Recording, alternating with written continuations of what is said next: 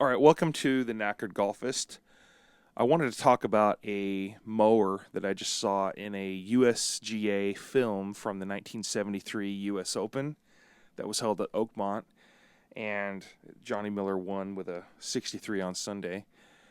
But this year they're having the US Open at Oakmont again, and it's this behemoth of a place that is really taking everybody by storm. And it's amazing to look at this film because, for one thing, the music I think is really great, and I was trying to do a bit of editing on just hearing the music, and Pat Summerall was talking and doing the commentary on stuff. But anyway, what I was moved by or captivated by was seeing this mower again, the mower that is going to be the mower that they used to mow greens at Oakmont back in '73 was a Toro product. It was a greens mower that was specifically manufactured for greens that had undulation just in general. And this mower was so I can't remember. I have a feeling that back then Toro might have been the only manufacturer to make a mower that could actually handle undulations on a green.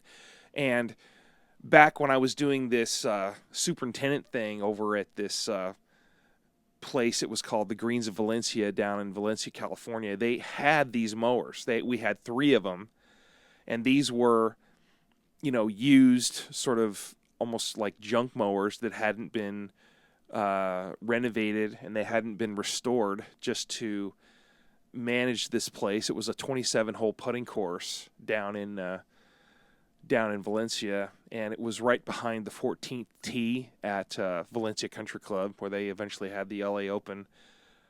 I think it was like '98 or something like that. But this mower was just there was no books on it. There was no way of getting information on like support or whatever, and Toro, I don't even think that the Toro people knew what they had and what kind of parts they were. They may have had parts for them, but it was just so like elusive trying to figure this thing out, because I wasn't a mechanic. I was just a kid that had graduated college with a horticulture degree, and I was thrown into this job of, let's maintain a 27-hole putting course that was just a complete nightmare to take care of, because you had, it was Valencia, so you had kids that were coming in every weekend and taking divots out of the tees, and it was a design that was really sort of tricky, and it was really sort of, what do you call it, a sort of a one-of-a-kind kind of a thing, where they had landscaping, they had ponds, they had waterfalls, they had just any kind of there was a lot of Disney to it, and they were trying to emulate Disney because there was another putting course down in Irvine that was a bit more successful, and it was a bit more easier to maintain, and it wasn't really such a monster to take care of. But these mowers were just a piece of the puzzle to try to figure stuff out. I mean, I did what I could, and I did what was asked of me for the most part, but then it was just one of those things that I just had to figure out, because I had to get this mower functional, and I just didn't really know anything about how to maintain small engines or anything like that. I mean, I had a little bit of experience, mowing greens and whatnot, but that was with like what they called a fixed head.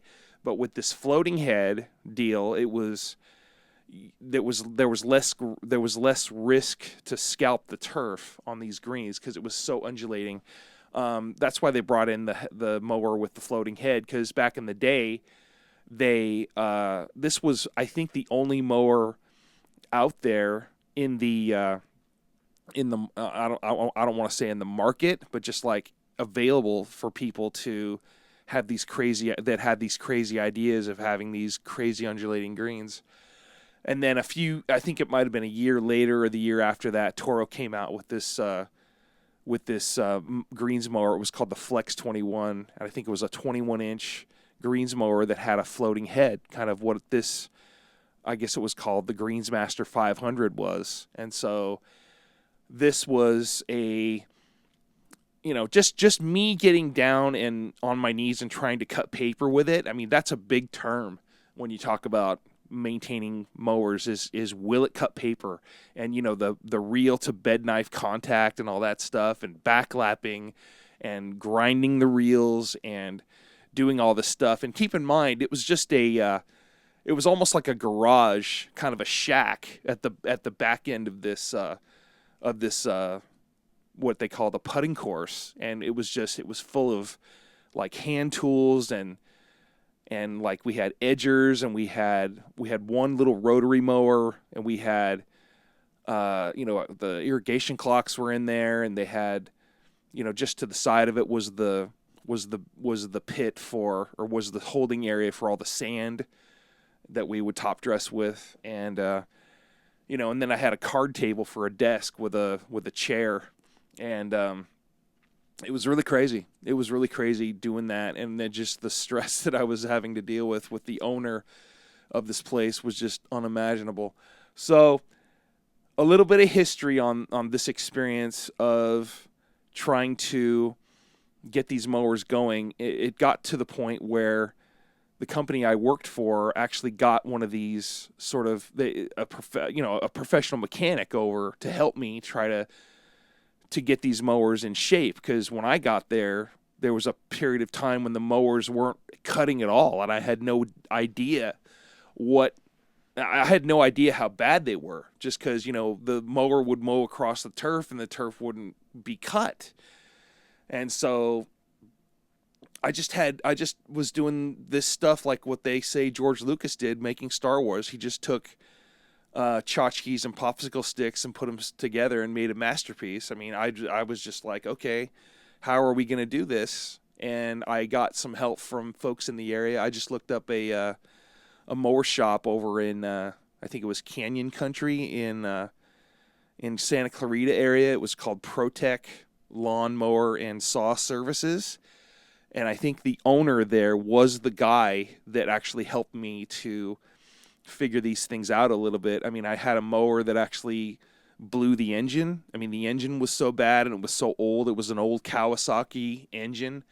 And this gentleman sort of took me aside and he said, well, we had a disagreement on things, because the newer mower that we had a Tecumseh engine, but he was saying I should get a brand new Kawasaki engine for it. And I think I should have probably done that, because it wasn't my money. But so I was like, let's just keep it stock. Let's just keep it, this way and all this. And he was like, all right, I'll get you the Tecumseh engine and we'll get it on there and we'll get you moving again.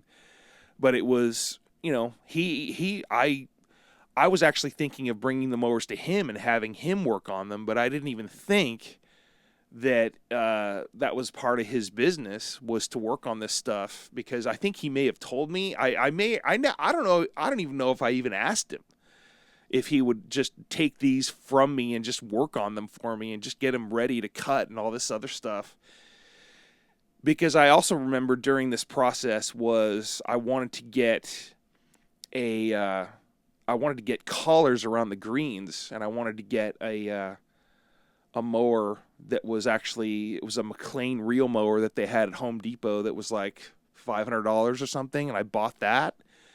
And when I bought that and I put it in practice over at this place I was at, people started to notice. I'm like, oh wow, that's cool. You got a collar around the green, when it didn't happen before. It was just like a gradual little bit of a collar for people to. And I'm thinking that the whole objective of just this putting course was not, for, the fascinated golfer that wanted to sort of emulate a collar around a green, maybe for a U.S. Open or something like that. But I was like, oh, this is cool. It's actually cutting, and I was learning from that. And it was just this little McLean mower that was helping me out. But that mower was actually more reliable than the Toro mowers that we had there. But I mean, so it got to the point where this gentleman was helping me with engines, and then they had a golf course mechanic come over that was within the company, and he was coming from like Santa Barbara to come help me, and it might have been maybe once or twice a month, and that was like maybe 2 or 3 months after I had been there, and I was struggling, and people were noticing that I was struggling, and I just didn't know what the hell to do, and I just didn't think that, hey, there's a country club next door, and I just didn't think to ask the gentleman that ran that golf course to help me. But I mean, I'm learning after this weekend. I'm learning that my networking skills aren't that good, and I'm learning that one of the reasons why I probably haven't had consistent people to play golf with is just because I'm not good at networking, and that whole networking thing is elusive to me, and it's been elusive to people in my family, and it was like, whoa, the networking thing is really easy for some people, and then it's not for others. And so I'm just thinking about that. Maybe this is an opportunity to maybe improve my networking skills. And I've been doing this like podcast and YouTube channel, and it's just been like one-sided, and I get the occasional comment about things that people find to be interesting. But other than that, it's been difficult to be like, to have a consistent group of friends to play golf with, and I'm just coming out and I'm being open with it, because I did see Bryson DeChambeau talk today at the U.S. Open about just being yourself. He is a guy that's out there, and he's doing things himself, and he made this video about the U.S. Open at Oakmont, and he's just like doing what he does. He's got a crew out there of film people, and he is last year's winner, so he can probably do whatever the heck he wants as far as creating content for his channel. And just like, that guy has it together. So yeah, that whole networking thing, and just so your network, it all comes down to like what you need help with, and are you comfortable in your own skin to ask for help, and then does that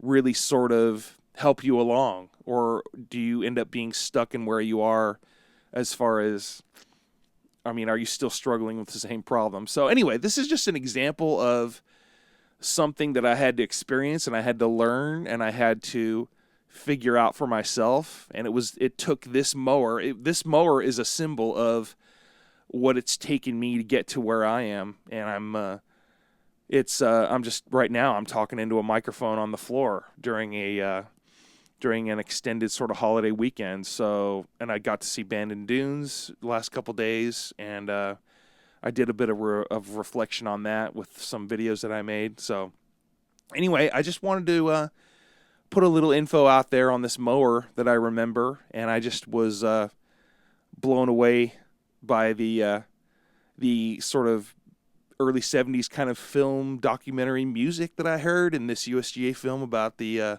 miracle at Oakmont, where Johnny Miller won, and that just happens to be where the U.S. Open is this week. So anyway, thank you so much for watching, or actually listening and watching, because I'm probably going to put a picture on this so you don't see me here sitting on the floor. But this is what I'm remembering right now about golf, Anyway, thanks a lot for listening and watching. God bless, and have a great U.S. Open week.